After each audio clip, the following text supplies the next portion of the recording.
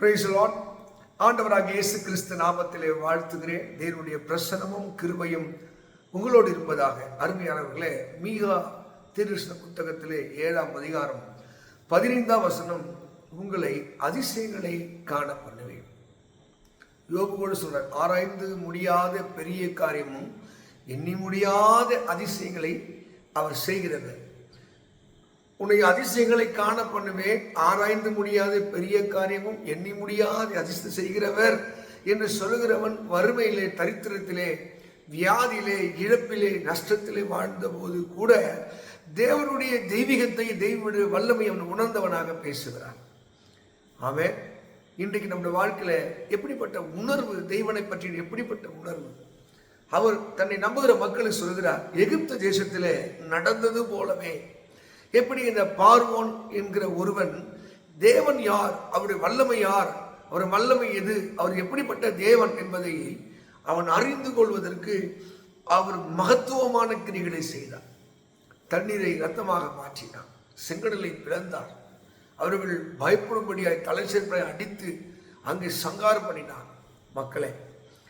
இதைவிட ஒரு அதிசயத்தை நான் உங்களை காணப்பன் என்ன என்றால், மக்கள் இறைவனுடைய வல்லமை அறிந்து கொள்வதற்கு, மகத்துவத்தை அறிந்து கொள்வதற்கு, மனுஷனுக்கு மீட்பை தரும் மீட்பாக, ரட்சிப்பாக, விடுதலையாக சர்வத்தையும் படைத்த தேவன் மனித அவதாரம் எடுத்து மனிதனுக்கு விடுதலையும் சமாதானத்தையும் ரட்சிப்பையும் நீதி வழியை தருவதற்கு அவரே இறங்கினார்.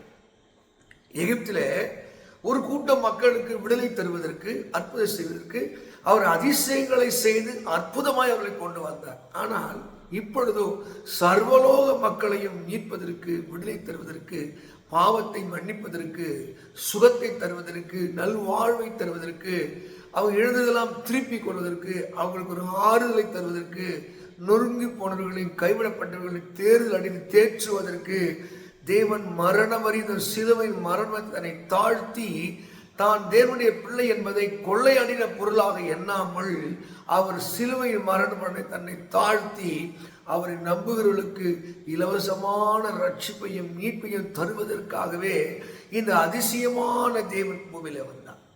அவர் பிறப்பதற்கு முன்பாக அவர் பெயர், அவர் அதிசயமானவர். அவரை நம்பினவர்களுக்கு அவர் அதிசயமானவர். சிறியவனை அவர் புரிதலிருந்து தூக்கி எளியவனை குப்பையிலிருந்து உயர்த்துகிறவர். தம்மை நம்புகிறவர்களுக்கு அவர் சகாயம் வழங்குகிறவர். உங்க வாழ்க்கையில ஒரு அதிசயத்தை செய்வதற்கு, வாழ்க்கையில அற்புதங்களை செய்வதற்கு, இயற்கையை அப்பாற்பட்ட மாற்றங்களை தருவதற்கு அதிசயமானவராய் வந்தார். லூக்கா 17 நீங்க 11 படிக்கும் போது 10 குஷ்டரோகிகள், குஷ்டரோகம் இந்த காலத்தில் சுகமாக்குவது கடினம். அந்த காலத்தை யோசித்து பாருங்கள். ஊரை விட்டு ஒதுக்கி வைத்து, உறவுகளிலிருந்து பிரித்து பார்ப்பதற்கு அற்பமாய் காட்சியளித்த அந்த மக்களுக்கு அவர் அதிசயங்களை செய்ய இறங்கி வந்தார். குஷ்டரோகியை கூசாமல் தொட்டார். 10 குஷ்டரோகி ஓடி வந்து, ஆண்டவரே எங்களுக்கு இறங்கும், எங்கள் நிலைமையை பார் சொல்லும்போது அவர்கள் போகிற வழியிலே சுகத்தை பெறும்படி நல்ல வார்த்தைகளை சொன்னார். நீங்க மார்க் 10ஆம் அதிகாரத்திலே நீங்க 49 படிக்கும் போது, பர்த்திமை என்று குருடன், அவன் எதையும் பார்க்க முடியாது, ஒரு நன்மையும் பார்க்க முடியாதவனாய், அவன் கண்கள் குருடாக்கப்பட்டு, அப்படிப்பட்ட மனுஷன் எல்லாவற்றையும் பார்க்கும்படி அதிசயங்களை அவர் செய்தார். ஏழை எளிய மக்களை, தன்னை நம்புகிறவர்களுக்கு அவர் அப்பத்தை பிட்டு கொடுத்தார். 2 மீனை 5 அப்பத்தை 5000களுக்கு அது பெருகும்படியாக ஏழை எளிய திக்கற்ற மக்களுக்கு ஆதரவாக வந்தார். ஆசீர்வாதத்தை கொடுக்க, சுகத்தை கொடுக்க, உயர்வை கொடுக்க, அவர் திக்கற்றவர்களையும் பரதேசிகளையும் ஆசிரிக்கும்படி வந்தார்.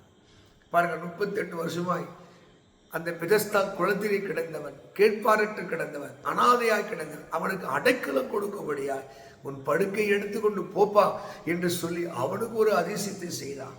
நீங்கள் எந்த நிலைமையில இருந்தாலும் உங்களுக்கு ஒரு அதிசயம் செய்யவும், உங்கள் கண்ணீரை துடைக்கவும், உங்களை தூக்கி தலை நிமிரச் செய்யவும் பரலோக மேன்மை விட்டு அந்த தேவன் இறங்கி வந்தார்.